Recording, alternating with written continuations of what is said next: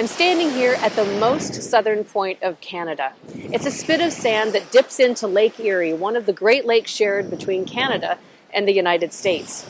It's a national park named by the French explorers, Point Pelee, meaning bald point because of this treeless V that dips towards the south. It's here that the metamorphosis of the monarch butterfly unfolds every year. It's when a small caterpillar goes into a protective cocoon and later breaks out to reveal itself as the regal monarch.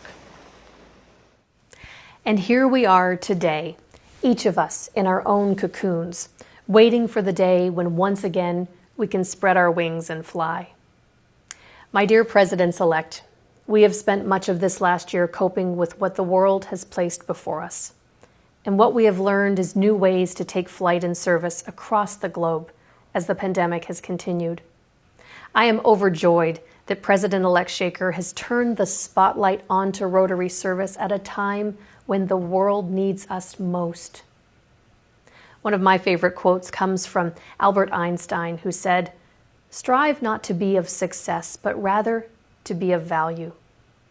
There is so much value we can give to the world today. Preventing disease is one of our areas of focus, and ending polio has created a global infrastructure that can help bring this pandemic to an end. But just as important, Rotary's values and our ethos of service above self provide some of the greatest value of all. Together, we can help rebuild from these difficult times, and together, we illuminate hope. One of my experiences in Rotary helps to illustrate how that is possible. A few years ago, my husband Nick and I attended a district conference in Jordan. It was held just outside of Amman, and the opening ceremonies were in a beautiful amphitheater overlooking the Dead Sea. There were a few speeches, and then we sat and enjoyed a wonderful dinner under the stars. It was there that I was introduced to Dr. Mark Turpentine from Indianapolis.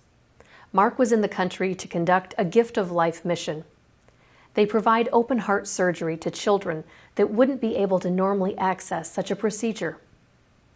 On the last day of our stay, just hours before heading to the airport, the governor asked if we'd like to visit Dr. Mark at the hospital. This was the first day of the surgical team mission, and I jumped at the chance.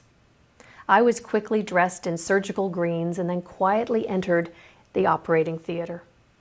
And there was Dr. Mark performing surgery. I didn't want to breathe. He was standing here, there was a nurse over there, and an anesthetist over there. A few minutes later, he looked up and he said, "Jen, when did you come in?" Quietly, I replied, "Just a few minutes ago." And then he said, "Come on over and let me show you what I'm doing."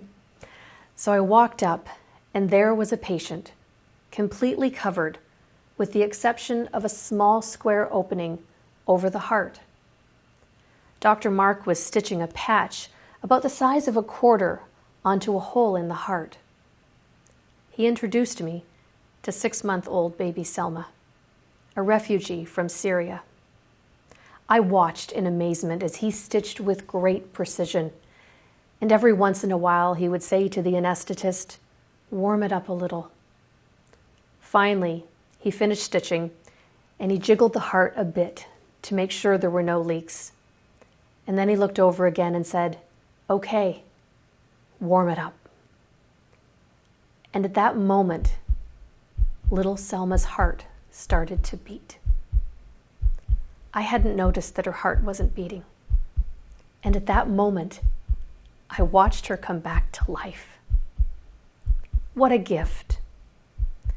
And then I went out into the hallway and I met her parents, and I was able to tell them that I just saw Selma's heart beating, and that she is going to run, and she is going to play, and she is going to be great.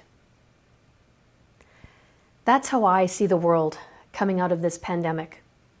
Rotary has a great opportunity to patch the world's heart, and we'll do that through our commitment to global health, to emerge from the chrysalis casing of the past year and further spread Rotary values, Rotary fellowship, and Rotary's endless commitment to service. Like the emerging monarch, we have the chance to rid ourselves of this cocoon and to take flight. We will exit this pandemic poised to build a better world, a better community, and to be better ourselves.